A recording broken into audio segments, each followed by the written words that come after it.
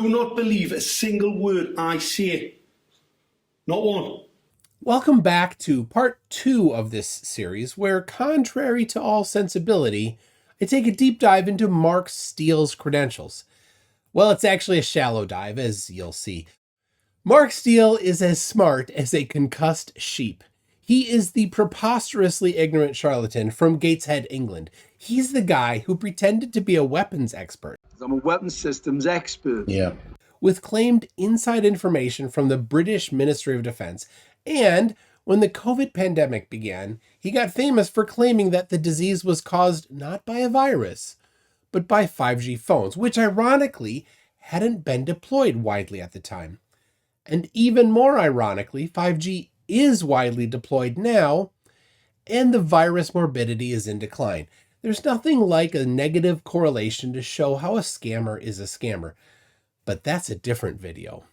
Despite being a disgraced ex-con high school dropout, when he's not eating the buttons off the remote control, he wants us all to think he's an expert. Very, very expert. A very, very expert in weapons system design.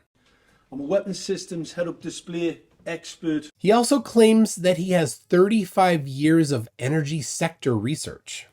He has 35 years of research projects in the energy sector. This claimed 35 years of research in the energy sector is one of the main claims we are exploring in this video.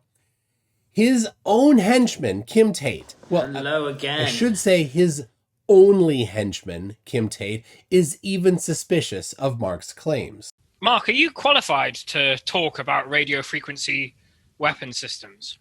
So I decided to try answering Kim's question.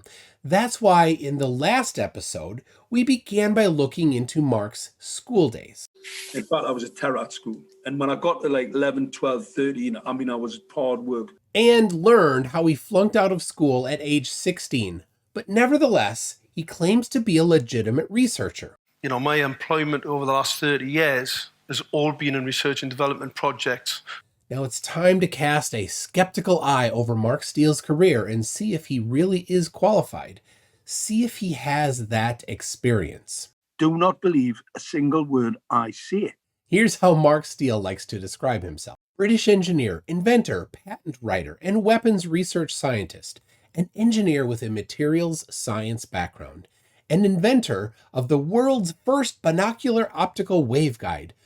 Weapons sight systems, infrared thermal imaging, heads-up displays, molecular reactors, signal processing, and transducer design, to name a limited few. That's quite a resume, isn't it? The good thing about a resume like that is that if there's a shred of truth to it, then we ought to be able to find some evidence just by combing over the details of his life. I want to find out if he's who he claims to be. If Mark Steele is an inventor, a weapons expert, and 5G whistleblower. Or alternatively, if the other 8 billion humans on the Earth are right, a lying charlatan.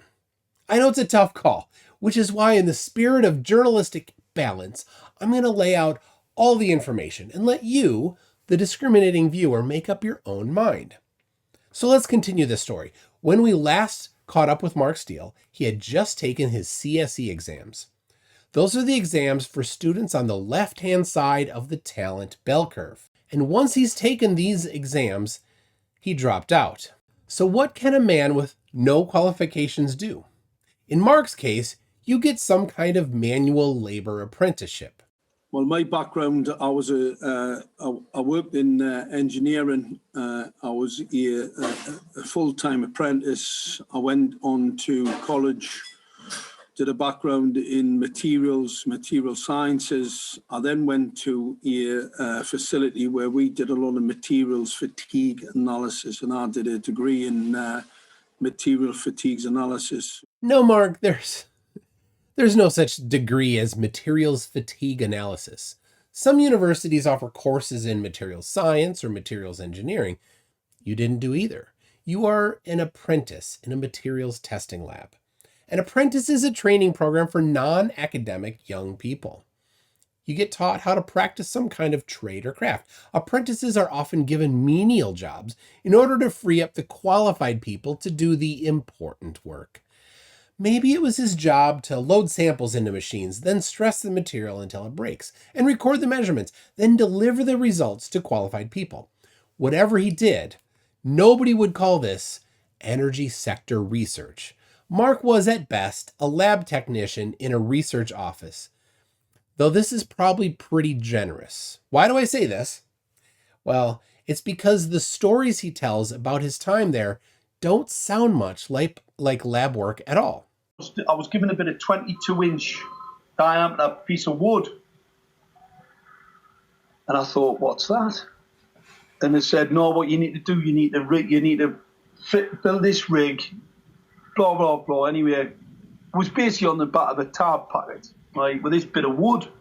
Anyway, I ended up deploying this bit of hardware at sea, subsea, right? And it was actually a torpedo. It was a laser-guided torpedo head. This is pretty strange, even by Mark's standards.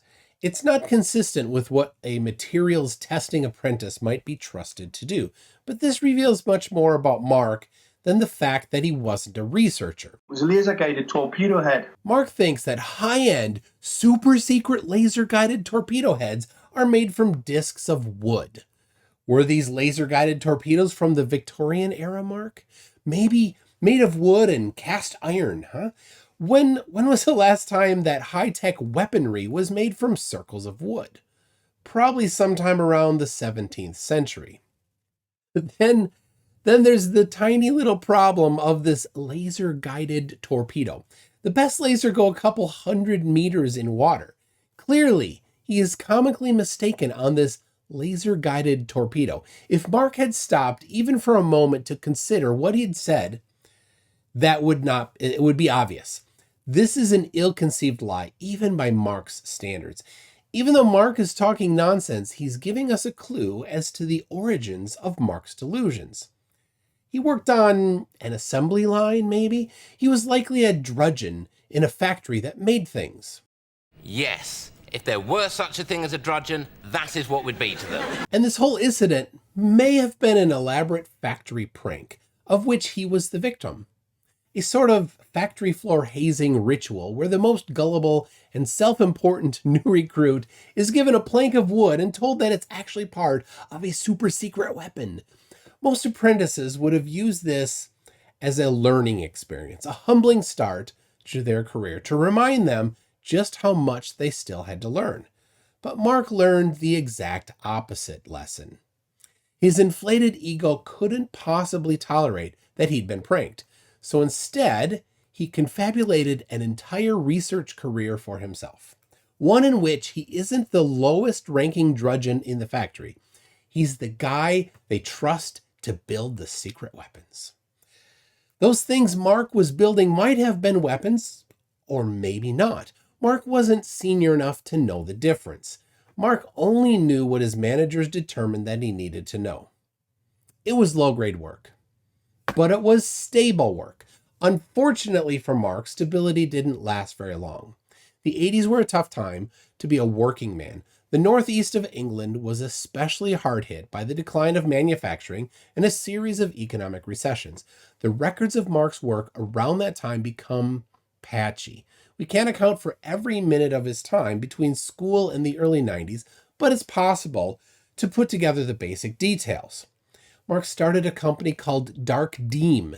Here's how he described it in an interview. It was it was part of, we used to do a lot of engineering support to the BGC, and we had a number of other people who used to work offshore. I used to work offshore. I had a number of projects working in the offshore industry.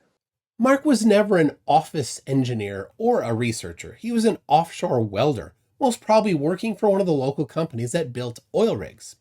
I suppose you could call that energy sector, but definitely not research. It was manual labor as confirmed by his company's registration data. Unfortunately, Mark's welding services were not in much demand later in the 80s. Even though there was good money to be made, I doubt that Mark, with his delusions of grandeur, was happy welding bits of oil rigs. That's why He and his brother Graham started the first in a series of failed get-rich-quick schemes. In 1985, Mark and Graham founded a gambling company called M. Steele's Leisure. The company never submitted any annual accounts. It went bankrupt less than a year after it was founded. It was dissolved, apparently owing thousands to Barclay Bank. In 1993, after almost a decade in and out of work, Mark and Graham founded a fencing business. No, not that kind of fencing. Well, maybe Mark could do that kind of fencing, but still no. The kind of fence around your yard. Unfortunately, that business never brought in enough money. Maybe that's why Mark found himself taking another job. In the early 90s, he started working as a bouncer. In England, in the early 90s, nightclub door security was an unlicensed profession. From what I gather, 2 mob families controlled all of the security workers that operated around Newcastle and Sunderland, the area where Mark lived. Nightclub security wasn't a glamorous business, but it came with a massive perk. The doorman controls the drug supply. Now, we don't have any evidence that Mark was intimately involved with the drugs, but his close friends who also worked as bouncers were definitely involved. They were also getting shot and stabbed by rival drug dealers. One fellow doorman, Howard Mills, got his leg shot off, and another bouncer was almost knifed to death. This explains why Mark felt he needed to carry a gun and wear body armor. One of the days when he wasn't doing his non-existent energy sector research and also wasn't working the door at the pub that employed his thuggery service, he had a fateful encounter. He was getting drunk at his usual boozer, the Redskins pub in Washington, an area near Gateshead where he lived. It was at this pub in September 93 that Mark Steele got into an argument with Stephen Wilson. That's no relation to the undercover reporter Raynard Wilson, who last year fooled Mark Steele into revealing how much of an idiot he is. Apparently, Mark tried to provoke Steve Wilson by throwing a beer glass at him. Wilson walked towards Steele, responding to this provocation. It was then that Steele drew his concealed pistol, aimed at Wilson, and then fired a single shot. And missed. The wayward bullet struck the head of Stephen Wilson's friend, a 19-year-old girl, Nicola Lumsden. Mark sped off in his Jaguar, oblivious to the carnage he had just caused. He only learned the consequences of his drunken shot when it was reported on local radio. The next day, he did one thing right. He turned himself in at the local police station and was arrested. Nicola, the young woman that Mark shot, was very severely injured. As a result of the bullet lodging in her skull, she was put on life support. She lost her ability to walk and had to relearn how to talk. That bullet remains in Nicola's brain today, and she still cannot walk without assistance, almost 30 years later. The newspaper journalist who reported on the shooting of Nicola Lumsden described Mark as a fitter and part-time bouncer. Fitter is a British term for a tradesperson who is an employee of a company. It's a blue-collar job. You would never use the term fitter to describe somebody who had any involvement in research. Not even a tabloid journalist in a hurry could mistake Mark Steele, the Gateshead gunman, for an intellectual. Everybody can see him for what he clearly was, a careless criminal. Mark was sentenced to 8 years in prison for the crimes of unlawful wounding, possession of a firearm with intent to endanger life, and illegal possession of ammunition. Mark appealed the sentencing and lost. The appeal judge did not have kind words to say to Mark. The tragedy which you caused to Nicola Lumsden and her family is a perfect example of the reasons why those who carry and are prepared to use guns must be severely punished. The sentence is, in my view, an appropriate deterrent sentence for the reasons given by the judge. Despite losing the appeal, it appears that Mark only served 4 years of his potential 8-year sentence. It took Nicola Lumsden over 10 years of intense physiotherapy to regain the ability to leave her wheelchair, even for a short time. Steele walked out of jail long before his victim was able to walk again, seemingly without having learned a single lesson or feeling any remorse. At the time of his conviction, Mark was 33, and assuming that his energy sector research wasn't trying to figure out how to make the strongest toilet wine from stolen mashed potatoes, I think you will agree that his claimed 35 years of research in the energy sector had not yet started. Unless Mark invents a time machine, I just don't see how his claims could be true. Well, let's keep digging into his sordid life. Perhaps he will prove us wrong. In the next episode, we reveal how Mark Steele, the high school dropout and convicted felon, reinvents himself as a new age conspiracy grifter. Is that when his 35 years of energy sector experience starts? I can't wait to find out.